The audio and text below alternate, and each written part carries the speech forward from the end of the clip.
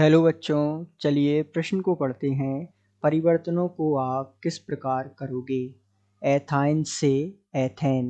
तो आइए बच्चों, मुख्य अवधारणा को समझते हुए हम अभिक्रिया की समीकरण को देखते हैं तथा पता लगाते हैं कि किस प्रकार हम एथाइन से एथेन प्राप्त करेंगे। इसकी समीकरण को विस्तार पूर्वक समझते हुए इसके हल तक पहुंचते हैं। तो हल समझने से पहले मुख्य अवधारणा के रूप में यहाँ हमें सामान्यतः क्रिया कारक तथा उसकी जानकारी होना आवश्यक है।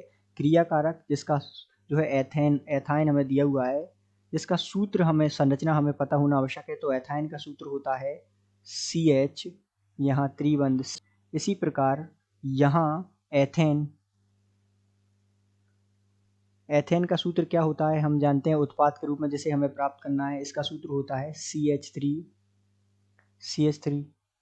तो एथाइन से हमें प्राप्त करना है एथेन, तो इसके लिए हमें इसकी क्रिया विधि की जानकारी भी होना आवश्यक है कि किस प्रकार हम अभिक्रिया को संपन्न कराकर उत्पाद तक पहुंचेंगे। तो आइए विस्तार पूर्वक एथाइन से एथेन प्राप्त करते हैं और इस अभिक्रिया को समझते हैं।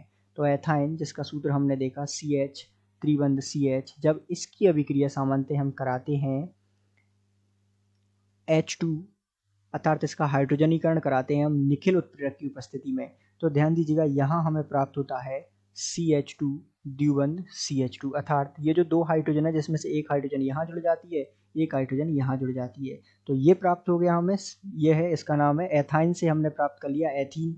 अब इसकी एथीन की अभिक्रिया हम वापस H2 से कराते हैं निखिल उत्प्रेरक की उपस्थिति में। ये अभिक्रिया फिर संपन्न होती है और यहाँ हमें मिलता है CH3 और CH3, अर्थात वापस एक हाइड्रोजन इसके साथ जुड़ जाता है, एक हाइड्रोजन इसके साथ जुड़ जाता है और हमें मिलता है एथेन।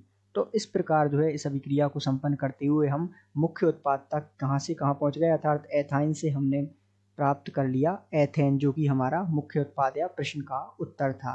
तो इस प्रकार आप इसकी समीकरण को समझते हुए व्याख्या सहित इस प्रश्न का हल समझ सकते हैं। आशा करते हैं आपको समझ आया होगा। धन्यवाद।